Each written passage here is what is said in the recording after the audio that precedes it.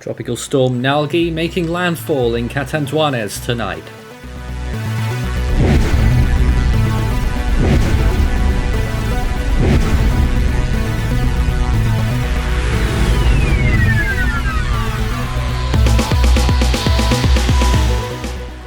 So, a tropical storm making landfall in the Philippines right now. Nalgae, the international name. Paeng, the Philippine name, currently at 13.5 north, 124.6 degrees east. An extremely large system with very high rain potential. Currently has winds of 65 miles per hour, that's 105 kilometers per hour, and a pressure of 987 millibars, moving west-northwest at 16 miles per hour as of midnight. Philippine time this October 29th. A tropical storm and likely to strengthen a little bit more and possibly become a typhoon on the other side of the Philippines after it exits. Here it is right now with its sizable wind field. A wind field is expected to expand later on down the line, and its current position in relation to the Philippine Islands you can see quite clearly there. Here's the forecast. Oh no, we're not there yet. The distances, currently 40 kilometers from Virac, 100 from Legazpi, 150 from Naga, 379 from Batangas, and 406 from Manila. Signal 2 warnings are in effect for a large chunk of the southern part of Luzon and for some of the northern Visayas. Signal 1 warnings extending up through central Luzon and as far south as northern Mindanao. The entire Visayas region either have a Signal 1 or 2 warning currently in place. The expected hazards, the primary hazard is of course flash flooding and landslides. Heavy rains are expected to impact southern Luzon, the entire Visayas and parts of Mindanao, with up to 500 millimeters possible. Rain rates are expected to be high enough to cause severe flash flooding and landslides, and of course this has already occurred in some areas, with the death toll already being racketed up to around 62, I believe was the latest number, and we're expecting that to rise.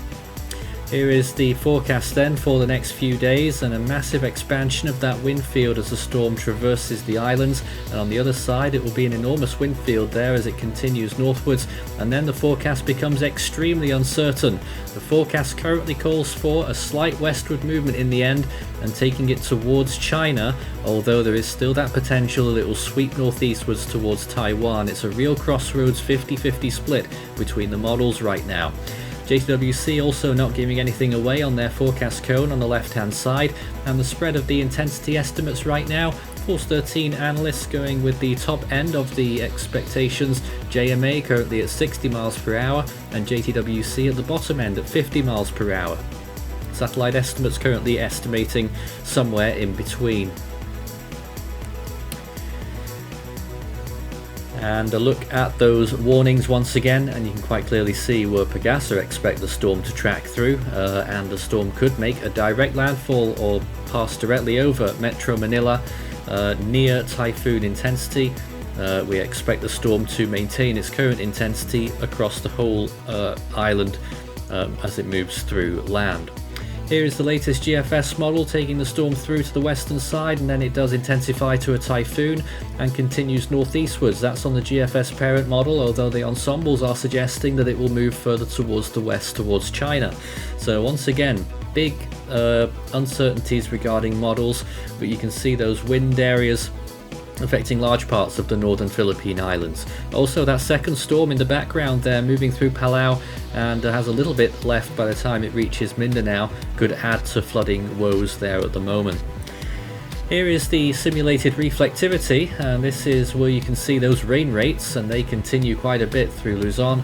Most of the worst of it has been and gone in the southern Visayas and Mindanao, except for that potential second storm which you can see moving through, delivering rain over Mindanao once again as we enter the first days of November. That's still not very certain as whether that will happen or not, but keep watching that. But the main bulk of this storm, Nalgae, moving off towards the north there and eventually affecting Taiwan with a lot of that rainfall. We think that we still aren't sure about that long-term forecast, so we're really just sticking to the rainfall in the Philippines on our story right now. And here is the rainfall charts over the next 7 days. Those red areas denoting around 10 inches of rain. That's 250 millimeters of rainfall in all of those red areas, and the pink areas are much higher. There's a small little area on the southwestern part of Paeng, which has a very high amount of rain expected there. It's in the 20s, 23 inches there, an incredible amount. That is getting on for 600 millimeters, and plenty of rainfall across Luzon, the Bicol region, and down towards the northern Visayas region, at least 300 millimeters in large tracts there, and down onto Mindoro, a lot of rain there as well, possibly reaching 400 millimeters or more. Sea surface temperatures around the storm right now are still very good and conducive to development. We're still looking at 28 degrees at least, and probably more as it reaches the western coast of the Philippines, getting up to 29 degrees, and then it starts to drop off as the storm moves a little bit further north in the South China Sea. It will definitely be on borrowed time if it reaches the same latitude as the northern tip of Luzon. But at the moment, sea surface temperatures looking decent. And here is some satellite imagery. This is the very latest rapid scan as the storm approaches Catanduanes. It certainly looks like it's going to make landfall there, or is indeed in the process of doing so right now on the very central part of the island, the eastern coast. So it will pass north of Iraq and then move back out over water shortly, and probably head towards the Polillo Islands is my current expectation for the storm. But still, it could move a little bit further south and head towards Manila, which is certainly what Pagasa are expecting. We'll have to wait and see. It's going to be interesting to see just exactly what track it takes. Here's a wider shot showing both of these two systems right now. Let's not forget the other one to the east, and that is likely to form now and then move towards Palau, and once again could affect Mindanao. But look at the size of Nalgae, Paeng right now, extremely large. And an extremely large envelope of rainfall there, and you can see underneath those very high cloud tops into the -80s quite easily there, and some -90 areas on that infrared. So we're expecting lots of heavy rain rates there, up to 40 or 50 millimeters per hour at times over the northern part of the Visayas and in southern Luzon. So an extremely dangerous storm in the rainfall and landslide sense, and we will continue our updates as it progresses.